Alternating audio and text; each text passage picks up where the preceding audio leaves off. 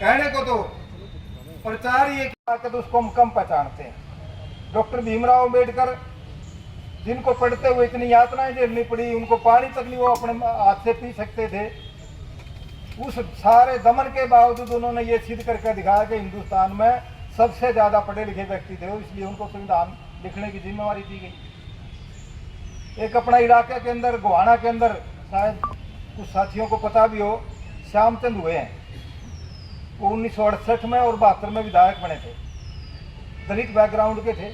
उन्होंने इंग्लैंड में जाके IAS की थी, ICS, और नौकरी करने के बाद छोड़ दी। यहाँ आए, ये जो नोबेल पुरस्कार जिनको मिला था अमर्त्य सेन, ये उनके टीचर रहे हैं। उस बंदे ने 30 साल पहले एक किताब लिखी, RSS और फांसीवाद।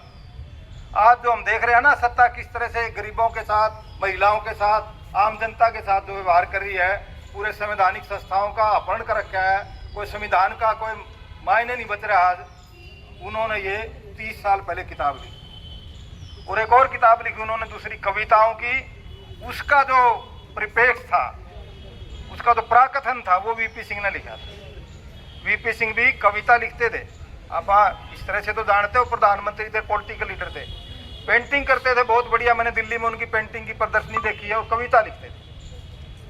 तो इस तरह के लोग इस तबके में बहुत ज्यादा हुए हैं। और आज हिंदुस्तान का सबसे बड़ा न्यायविद जो है CJI, वो दलित बैकग्राउंड का है, गवई।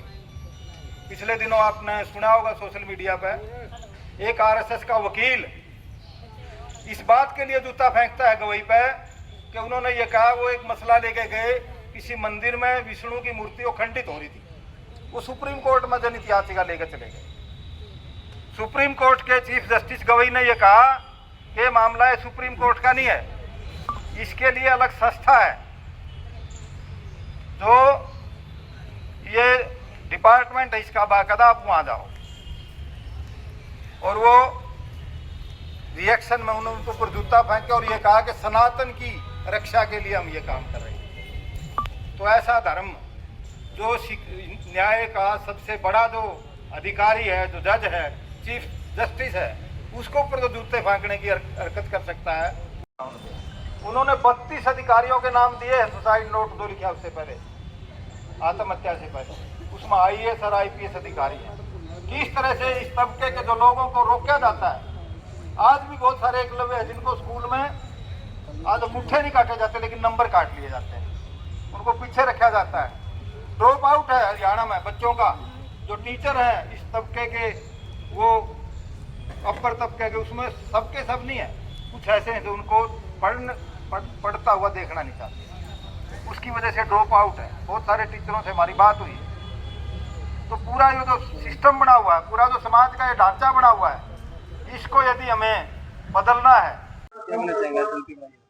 आज यह जयंती राज्य कमेटी के आह्वान पर पूरे जिले वर्ष में मनाई गई है, और ये जयंती मनाने के उपलक्ष्य में हमारी जो विचार निकली है वो यह है कि 96 के बाद में सरकार ने अभी तक कोई भी सफाई कर्मचारी पक्का भर्ती नहीं किया है, और इसी कड़ी में हम 9 नवंबर को कुरुक्षेत्र में पुकार रैली करेंगे।